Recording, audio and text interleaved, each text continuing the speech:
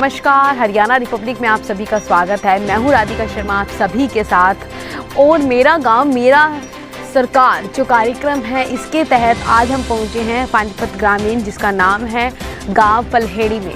यहाँ की अगर हम सबसे बड़ी समस्या की बात करें तो यहाँ पर 2 गांव के जोड़ है, लेकिन उसके बावजूद भी गांव में जो है निकासी की समस्या सबसे बड़ी समस्या बनी हुई है। आप देख सकते हैं मेरे बिल्कुल सामने, अगर मैं आपको दिखाऊंगी तो यहाँ पर जो निकासी है उससे काफ़ी ज़्यादा दिक्कत आ रही है। परेशानी जो है वो बहुत ज़्यादा हो गई है। यहाँ पर ये दिक्कत परेशानी का लोगों को सामना आज से नहीं बरसों से करना पड़ रहा है। लेकिन जिस तरह से बात की गई थी कि पढ़ी लिखी सरकार गांव में आएगी तो गांव का जो विकास है वो ज़्यादा अच्छे और बेहतर तरीके से हो सकता है।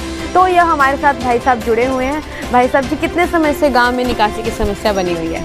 करीब 10-12 साल हो गए जी। उससे पहले क्या था? इससे पहले साफ था, यहाँ पानी निकासी तो थी नहीं, लेकिन तालाब था नीचे था, अब ये भर गया है। तालाब को खुदाया नहीं गया? नहीं, कोई खुदाई नहीं हुई, ना कोई सफाई हुई, ना कोई निकासी हुई। ये 10-12 साल से ऐसे ही हो रहा। कितनी बार ही आप लोगों ने मांग करी है इस चीज़ को? इसकी तो बार मांग ही चलती रहे, पंचायत द्वारा भी डिमांड हुआ आगे प्रशासन से। आप लोगों ने एक बात बोली थी कि ये जो पानी है ओवरफ्लो होके वापस सड़क पर ही आ जाता है। सड़क पे आता है, घरों में भी घुस जाता है, जो नीचे मकान है सभी में अंदर घुस जाता है। यो भाई पानी बढ़ा है, जोड़ की वजह से सारा मकानों में भर है। हमने बहुत दिक्कत हो है और हम बहुत परेशान हैं ना, इसका कोई हल नहीं हो रहा 12 साल से। कोई हल नहीं। हाँ, तो देखिए यहाँ पर बढ़ता है घरों में सबके, हम कुछ नहीं कर पाते। देखिए लोगों का कहना ये भी है कि जो मकान है काफ़ी ढलान में है, जो इस वजह से जो पानी है ओवरफ्लो होने के बाद इनके घरों के अंदर चला जाता है, कमरों के अंदर भी चला जाता है। और ऐसे में जो हालात हैं वो बहुत बुरे नज़र आ रहे हैं। लेकिन अभी हम दिखा रहे हैं आपको चौपाल, ये गाँव की मेन चौपाल है। सबसे हैरानी वाली बात यह है कि इस चौपाल की जो हालत है वो बहुत ही गंभीर है, बहुत ही जर्जर हालत में ये दिखाई दे रही है इस वक्त। यहाँ पर आप देखिए ये दिखाए जा रहे हैं इस चौपाल के वॉशरूम जो हैं वो आपको दिखा रहे हैं हम इस वक्त कि कितनी बुरी स्थिति में है यहाँ के वॉशरूम्स। भैया, पानी का अरेंजमेंट है क्या यहाँ पर? नहीं है, बिल्कुल नहीं है। और यहाँ पर फंक्शंस ऑर्गेनाइज होते हैं? नहीं, बिल्कुल नहीं। तो फिर कहाँ होते हैं वो? बाहर ही अपने कोई खाली प्लॉट हो उसी में कर लेते हैं। यहाँ पे तो कोई रहने, सभी पंखे सब बंद है। देखिए ये हम इसके फर्स्ट फ्लोर पे आ गए हैं और देख रहे हैं हम यहाँ पर कि कहने को तो यहाँ पर पूरी तरह से टाइलें लगाई गई हैं, लेकिन हालात इतने ख़राब है कि छत पर ही आप पेड़ देख रहे हैं उगे हुए हैं। छत पर ही जो लेंटर है उस पर पेड़ उगते हुए दिखाई दे रहे हैं। देखिए ये इस समय विंडो दिखा रही हूँ मैं आपको, यहाँ से ये देखिए पूरी तरह से टूटी हुई है, हालात पूरी की पूरे ख़राब है। ये जो है चौपाल है और चौपाल के जो ये हालात हैं जो मैं आपको दिखा रही हूँ। देखिए बिजली की व्यवस्था नहीं है यहाँ पर, है नहीं है। देखिए यहाँ पे कोई व्यवस्था नहीं है। चलिए ये हालात तो हमने देखे हैं, अब जानते हैं गांव के आगे के हालात। मेरी जो हाथ में उड़कर अवस्था है, ये टूटी ठीक की जाए और क्या समस्या? समाधान किया जाए जी। सब आदमी परेशान है, लाइट से भी तंग है। सरपंच काम करवा रहा है कुछ नहीं करा रहे जी, कुछ भी। सरपंच सामने का देखता भी नहीं कोई, मरो चे जीवो। अच्छा, ये दिक्कत आ रही है। उनका कहना है कि ट्यूबवेल लगवाया गांव में पीने के पानी के लिए। गांव में ट्यूबवेल तो लगवाया जी अपना, ठीक किया, पर उसकी पानी की सप्लाई तो नहीं हो रही, कहीं नहीं हो रही पानी की सप्लाई। कहाँ हो रही जी? सारे जोड़ बंद पड़े थे, से देखो जाएगा, कोई समाधान ही नहीं। आंटी आप बताओ, पीने के पानी की सप्लाई है ना? देखिए गांव की जो सबसे बड़ी समस्या, जैसे हमने पहले भी आपको दिखाया कि निकासी की जो समस्या है वो सबसे ज़्यादा बनी हुई है। और ऐसे में ये गांव का कौन सा एरिया, इस जगह का क्या नाम है गांव में? ये गांव में डिस्ट्रिक्ट सेशन जज वाली गली है। इस गांव की बेटी डिस्ट्रिक्ट सेशन जज लखनऊ है। इस गली का ये हाल है। कारण क्या है कि मेरा बहुत छोटा सा गांव है ये पलेड़ी, और इसके अंदर 1000 वोटों का गांव है और 5 एकड़ के करीब तालाब भूमि है, जिसके वोटों के राजनीति के कारण पूरे के पूरे तालाब भूमि को कंजस्टेड कर लिया, कवर कर लिया। तालाबों के चारों तरफ आबादियां बस गई। पानी तालाब के अंदर जा ही नहीं पा रहा।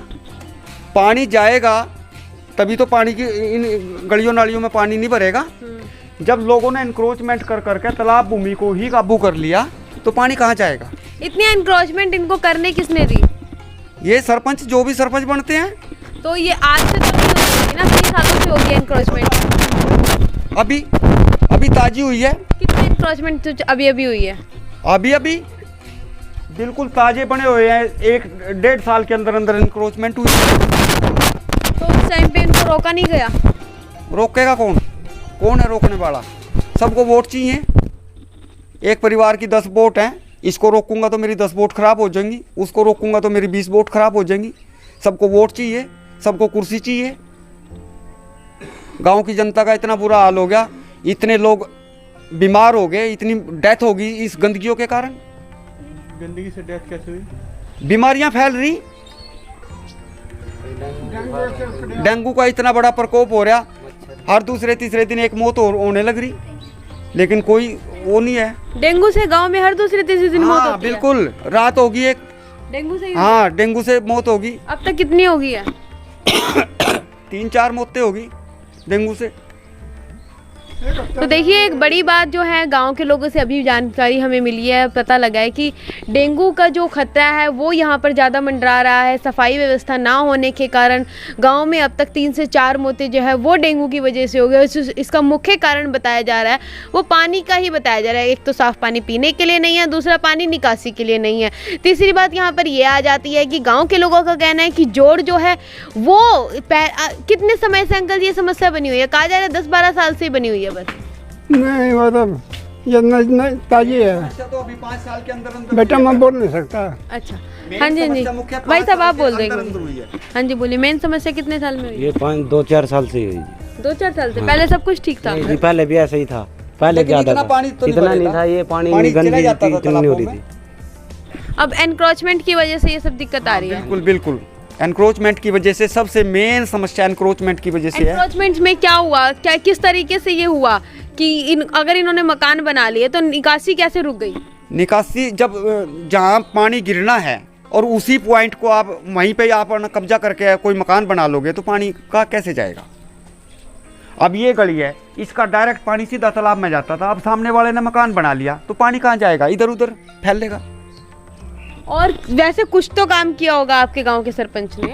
हमारे गांव के सरपंच ने नहीं कराया कुछ भी, सिवाय कब्जे करवाए, ठीक है, भ्रष्टाचार फैलाया और कुछ नहीं कराया। टर्मिनेट है हमारे गांव का सरपंच, खुद तालाब भूमि में बैठा हुआ है, सरपंच पद का दावेदार, इलेक्शन जीत गया लेकिन काम कुछ नहीं कर पाया वो। तो चलिए देखिए, गांव में जो समस्या है वो बहुत ज़्यादा बिगड़ी हुई दिखाई दे रही है इस गांव की। और गांव में हालांकि ट्यूबवेल लगवाया है लेकिन उसके अंदर भी जो पानी है वो साफ़ तरीके से नहीं आ पा रहा है। तो चलिए चलते हैं सरपंच से और जानकारी लेते हैं कि क्या कुछ समस्या का समाधान वो अब तक क्यों नहीं कर पाए हैं। गांव पलहेड़ी में हम घूमे, हमने देखा स्कूल, हमने देखा गांव पलहेड़ी का। हालांकि हम उसको अंदर से नहीं दिखा पाए, कारण यही था कि स्कूल में जो है लॉक लगा हुआ था। इसके बाद हमारा जो मेन मकसद था पूरे गांव में विज़िट करने का था। हमने पूरे गांव में विज़िट किया और जो भी समस्याएं हमने देखी वो आपने और मैंने इकट्ठे मिलके देखी। हालांकि अब मेरे साथ गांव के सरपंच के पति, जिनका नाम है संजीव, वो हमारे साथ मौजूद हैं और हम जानते हैं गांव के जो सबसे बड़ी समस्या है।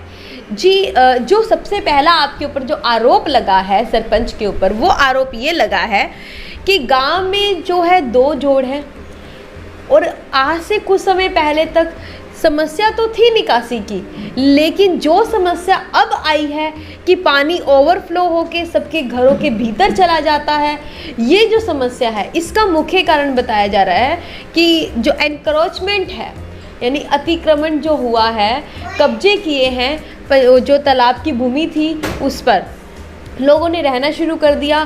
तालाब की जो है खुदाई नहीं हो रही है, इस वजह से लोगों को बहुत ज़्यादा सामना करना पड़ रहा है और लोग काफ़ी परेशान हैं, गुस्साए हुए हमें नज़र आए हैं। इस पर आप क्या प्रतिक्रिया देंगे? तो मैडम यही है हमारा कि जो गांव की जो पानी की निकासी है ये शुरू से है, काफ़ी टाइम से, अभी ये नई समस्या नहीं है। तो इसमें जो कुछ लोगों ने कब्जे भी किए हुए हैं, कुछ ने मकान भी बना लिए, कुछ के वैसे कब्जे हैं। और मैडम इसका जो है ये पानी के हमारे 2 तालाब हैं गांव में, एक जो मेन अड्डे का है और एक जो मंदिर के पास है। उसकी प्रॉपर निकासी नहीं है। इसका मैंने समाधान इसके पहले रेजुलेशन भी दिया था, उसके ऊपर कोई हुआ नहीं।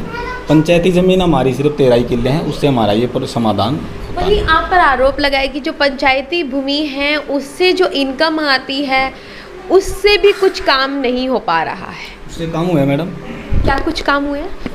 जैसे पंचायती हमारी 13 किले ज़मीन के हैं, हमारी सारी ही पंचायती साल की पूरी इनकम 6 लाख रुपए है, 6.5 लाख रुपए, 7 लाख रुपए, इससे ज़्यादा नहीं है।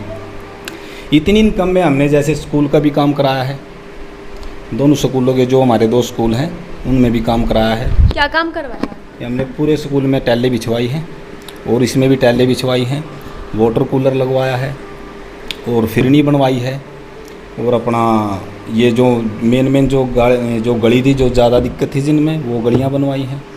इन सब चीज़ के लिए जैसे फिरनी वगैरह बनवाने के लिए ग्रांट नहीं आया? ग्रांट नहीं आया मैडम कोई भी। हमारे पास सिर्फ पंचायत के 2 ऑप्शन है, एक PRI और एक पंचायती ज़मीन की जो बोली का जो पैसा आता है, उससे ही हमने जो भी कुछ है इन 2 इनसे किया है। ग्रांट बिल्कुल भी नहीं आया 4.5 साल में? एक पैसा ग्रांट का मेरे पास नहीं आया, एक पैसा भी। ठीक है, हमने जो भी किया अपनी पंचायती इस भूमि से, और PRI आती है हमारी साल में 2, इससे ही किया है जो भी कुछ किया है। और गांव में लाइटें लगवाई हैं। गांव के लोगों का कहना है कि जो लाइट लोगों के घर के पास लगी हुई है उनमें वो तो चल रही है, लेकिन गांव में अगर 100 लाइटें लगी हैं तो उसमें से मैक्सिमम जो लाइट्स हैं वो चल नहीं रही है। वो तो मैडम अभी 1-2 दिन से या 10-15 दिन से दिक्कत आई है, वैसे लाइटें तो चल रही थी। लाइटों लगे कम से कम 2-2.5 साल हो गए हैं।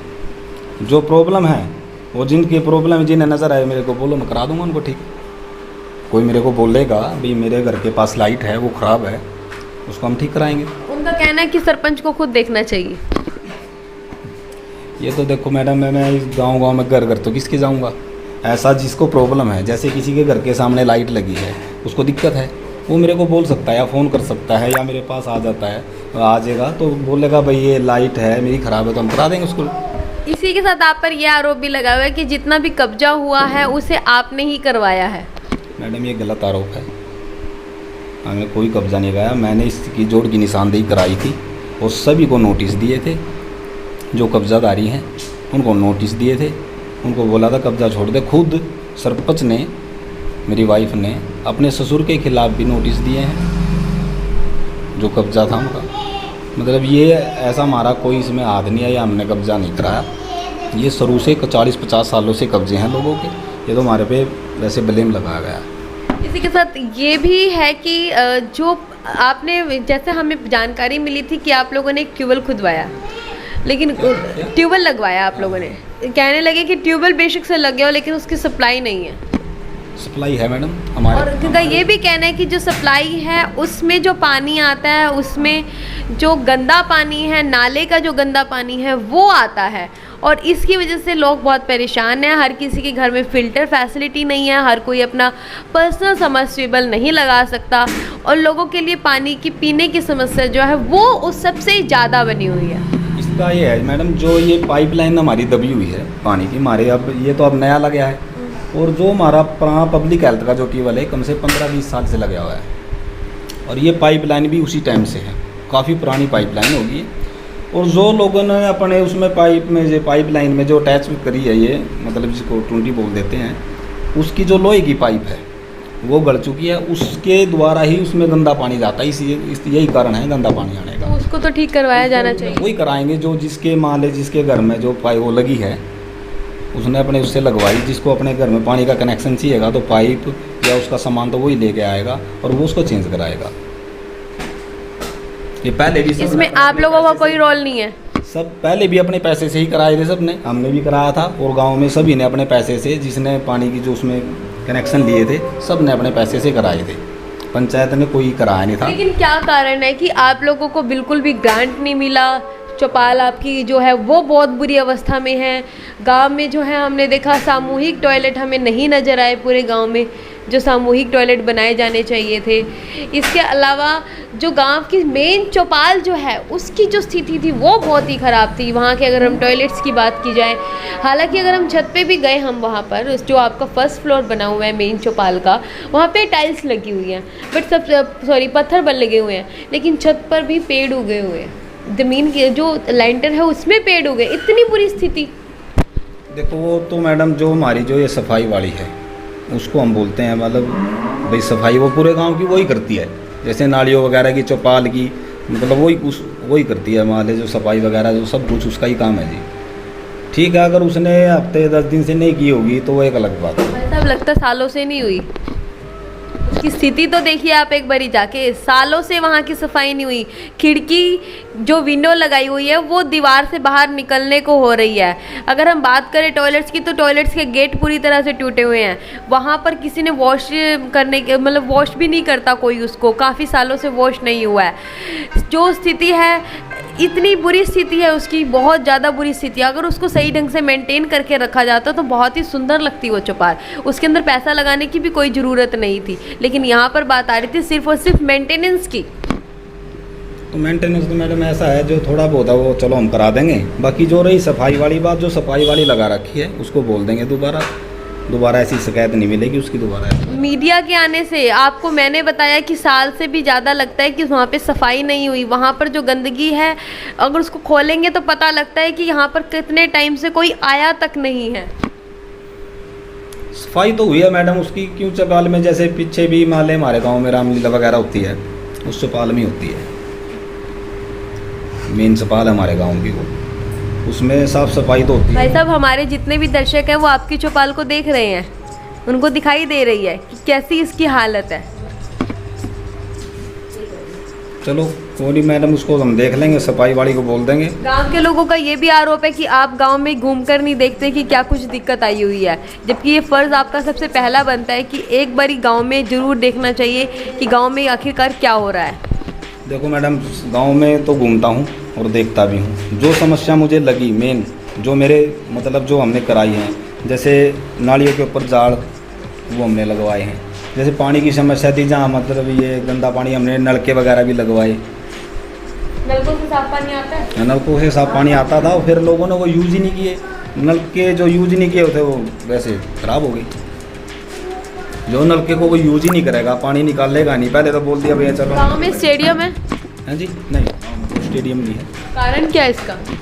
स्टेडियम है नहीं जी हमारे पास, बच्चों के खेलने के लिए हमारी एक जगह है, 11 किले हैं हमारे गाँव चरान के, तो वहीं बस खेल लेते हैं। अरे रही स्टेडियम की बात ही, हमारे पास इतना, पंचायत के पास इतना बजट है नहीं कि हम स्टेडियम बना सकते, ग्रांट हमें कोई मिला। तो ग्रांट आपको नहीं मिल रही, परेशानी यहाँ पर सबसे ज़्यादा आ रही है। लेकिन जो सबसे बड़ी समस्या थी निकासी की थी, अगर फिरनी नहीं भी बनती काम चल सकता था, अगर यहाँ पर और सारे काम ना होते काम चल सकता था।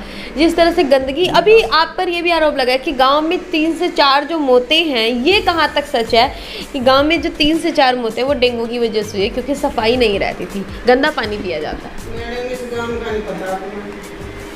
ऐसा मैडम देखो, मौतें तो हुई है वो तो चलो मैडम, ऐसा है देखो, मौतें तो जो हुई हैं वो डेंगू से हुई, पता नहीं नेचुरल हुई हैं लोगों की, पता नहीं कैसे हो, तो ठीक है। रही बात सफाई की,